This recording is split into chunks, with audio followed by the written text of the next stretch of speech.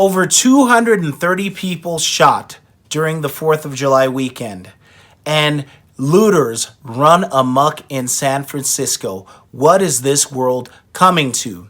Hi, welcome to 10 Points to Ponder. My name is Ali Shuaga, and today I want to talk about what's going on and why our world is run amok. In full disclosure, I didn't know if I wanted to make this video because I feel like I'm repeating the same things that I have for the past few months, except that today I saw this news article that just crushed my heart. I read about this college student at the University of Chicago. His name was Max Lewis. He was attending the university and was riding the train back home when he got struck by a stray bullet, and it paralyzed him from the neck down, and Max was only able to communicate by blinking, and so he blinked to his parents and his caregivers and told them to pull the plug because he didn't want to live that way. But Max is just one of 230 people shot and killed just this weekend. Why? Because of permissive policies in our big cities. So today on 10 Points to Ponder, I want to talk about race, politics, Jesus, and manhood, and how all of those things relate to this unprecedented crime wave that we're seeing in our cities. Let's first talk about race.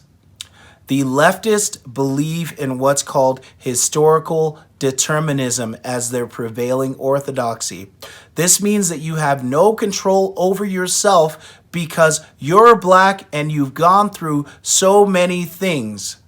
So they say that Black Lives Matter, but they don't want to deal with the actual threat to black lives, which is these shootings, this gang violence, all this stuff that's going on in our cities.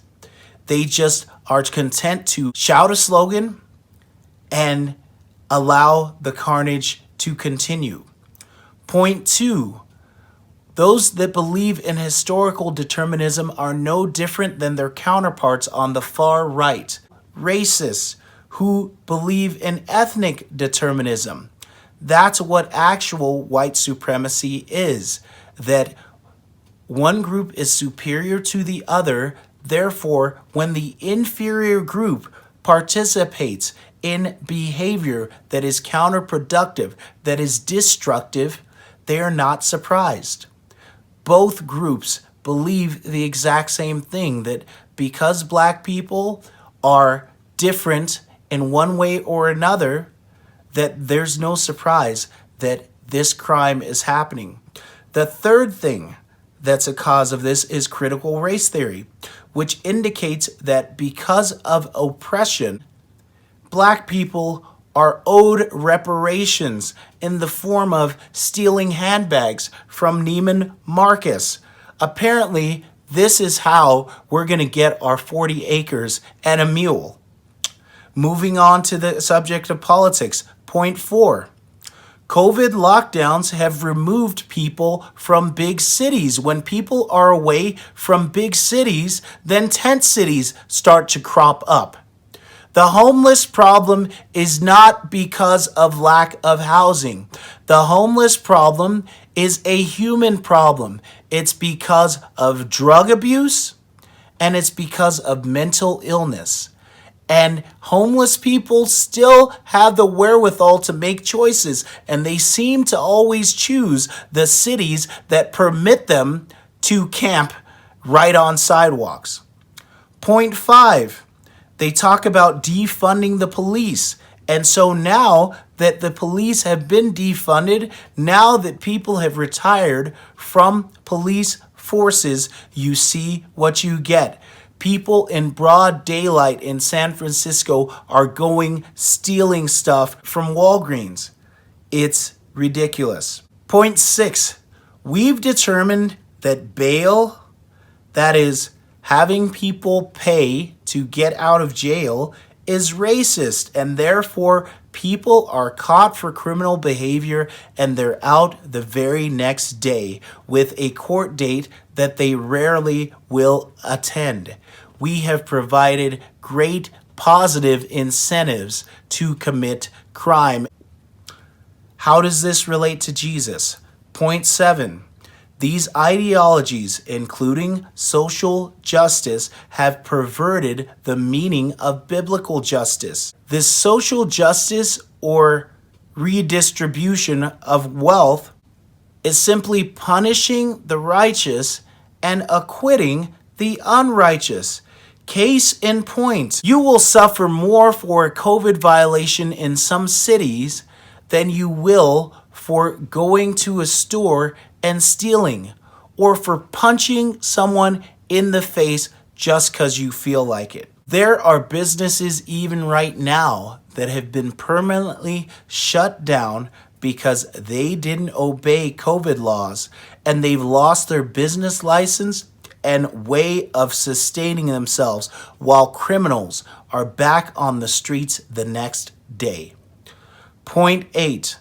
When race is injected as a consideration as to whether a crime will be punished, we're guilty of the biblical charge, the sin of partiality. Interestingly, the person that is acquitted in this case is actually the person that we have deemed inferior, because we say that this person can't control themselves, they're lesser than all the rest of us, so we just let them go off scot-free. Which not only are you being partial, you're seeing others as not being made in the image of God and giving them that human dignity that says you have a choice, you are a responsible person, and so you will be held accountable for that choice. Accountability is actually respect. Point 9. These are the last days. Look around and read the scriptures. Matthew says that because lawlessness abounds, the hearts of many will grow cold, and yet he who endures to the end will be saved. We're seeing a lot of difficulties right now. We're seeing people fall away in droves from the faith, people that we thought would stand strong, that have decided that they'd go right along and get swept in with the world's lie, because now the world's lie is saying that righteousness and goodness is doing what's contrary to the scriptures. Point 10. Let's talk about manhood.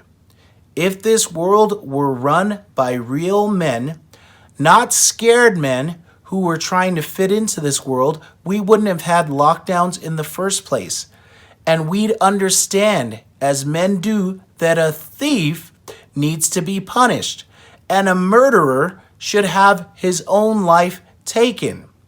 We would also have the resolve to stick to the American creed that all men are created equal, and the concept of character being what counts the most, the content of character, not the color of one's skin. And perhaps, as I think deeply about this and often about this, perhaps this is actually part of the plan. Perhaps this is a plot by leftists to make leftist cities so unbearable that people with leftist ideologies end up moving to other places so that they can change demographics of that state. I live here in Colorado. Colorado changed from a red state to a purple state to a blue state. And interestingly enough, it's because we've had transplants from other states who brought their ideology here, even though it was that same ideology that they ended up leaving. Perhaps that's the plan. Perhaps it's a political ploy. Those are my thoughts. What do you think? Please like, comment, subscribe, and share this video. My name is Ali Schwaga. Thank you for watching 10 Points to Ponder.